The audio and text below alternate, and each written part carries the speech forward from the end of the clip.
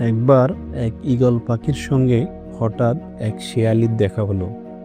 প্রথম দর্শনেই তাদের উভয়কে ভালো লেগে গেল। তারা দুজনের মধ্যে বন্ধুত্ব হয়ে গেল। বন্ধুত্বটা যাতে বরাবর বজায় থাকে এবং আরও শক্তপোক্ত হয়, সেজন্য তারা দুজন কাছাকাছি বসবাস করবে ঠিক করলো।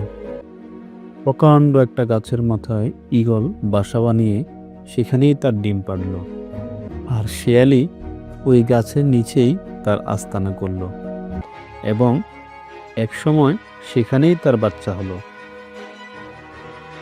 এরপর বেশ কিছুদিন কেটে গেল। শেয়ালি একদিন খাবারের খোঁজে বাহিরে গেল, আর ঈগলের সে সময় বড্ড খিদে পেয়ে গেল। কোথায় আর যাবে সে খাবারের খোঁজে? শেয়ালি যখন বাসায় নেই, তখন সে শেয়ালির বাচ্চাগুলোই নিয়ে এলো তার বাসায়। এরপর নিজের বাচ্চাদের নিয়ে এসে সেগুলো বেশ মজা করে খেল। যথাসময় শেয়ালি বাসায় ফিরে এলো। এসে দেখে তার বাচ্চাগুলো নেই। বুঝতে আর কিছু বাকি রইল না, তার যে বাচ্চাগুলো ঈগলেই মেরে খেয়েছে। বাচ্চা হারানোর শোকের চেয়ে প্রবল হয়ে উঠল তার প্রতিশোধ স্পৃহা। ভাবতে লাগলো ঈগলের এই দুষ্কর্মের ও বিশ্বাসঘাতকতার শাস্তি কিভাবে দেওয়া যায়। শেয়ালি মাটির উপরে প্রাণী, মাটিতেই তার চলাফেরা। মাটি ছেড়ে সে তো আর আকাশে উঠতে পারবে না। তাহলে একটা পাখিকে সে শায়েস্তা করবে কিভাবে? সবলের অত্যাচারে দুর্বল যখন আর কিছুই করতে পারে না, তখন তাকে শুধু অভিশাপ দিয়েই মনের জ্বালা মেটাতে হয়। শেয়ালি তাই করতে লাগলো। কিন্তু শেয়ালিকে বেশি দিন দুশ্চিন্তাগ্রস্ত হয়ে অপেক্ষা করতে হলো না।